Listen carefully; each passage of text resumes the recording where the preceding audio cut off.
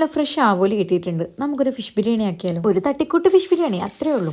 അപ്പം നമുക്ക് മസാലയൊക്കെ കുക്കറിൽ എളുപ്പത്തിൽ ചെയ്തെടുക്കാം. ഉണ്ടാക്കുമ്പോൾ എന്തെങ്കിലും മറക്കണം, അത് നിർബന്ധം. Ginger garlic chilli paste add ചെയ്യാൻ മറന്നുപോയി. സാരില്ല, അത് നമുക്ക് ഇപ്പോൾ ആഡ് ചെയ്യാം. മഞ്ഞൾപ്പൊടി, പെപ്പർ പൗഡർ, ഗരം മസാല, ഈ 3 പൗഡർ മാത്രമേ എൻ്റെ ബിരിയാണിക്ക് ആവശ്യമുള്ളൂ. ഇനി നമുക്ക് ഫിഷ് ഫ്രൈ ചെയ്തെടുക്കാം. ഇത് ഞാൻ ആദ്യമേ ചെയ്ത് വെക്കേണ്ടതായിരുന്നു, അതും ഞാൻ മറന്നുപോയി. ഞാൻ ഈ മീൻ ഫ്രൈ ചെയ്യാൻ വെച്ചിട്ട് ഒന്ന് റീൽ കണ്ടിരുന്നു പോയി. ആദ്യം നോക്കിയപ്പോൾ കുഴപ്പമൊന്നുമില്ല, രണ്ടാമത് നോക്കിയപ്പോൾ ഇതിൻ്റെ ഒരു ഭാഗം നല്ല കരിഞ്ഞു പോയിട്ടുണ്ട്. എന്ത് മൊഞ്ചുള്ള മീനായിരുന്നു. ഇപ്പം നോക്കി, സംഭവം എന്താണെന്ന് വെച്ചാൽ ഇതിൻ്റെ ഒരു സൈഡാണ് കരിഞ്ഞത്, മറ്റേ സൈഡ് പെർഫെക്റ്റ് ആണ്. അതുകൊണ്ട് ഞാൻ എന്ത് ചെയ്തു, അത് മറിച്ച് വെച്ചു, ആരും അറിയാതിരിക്കും.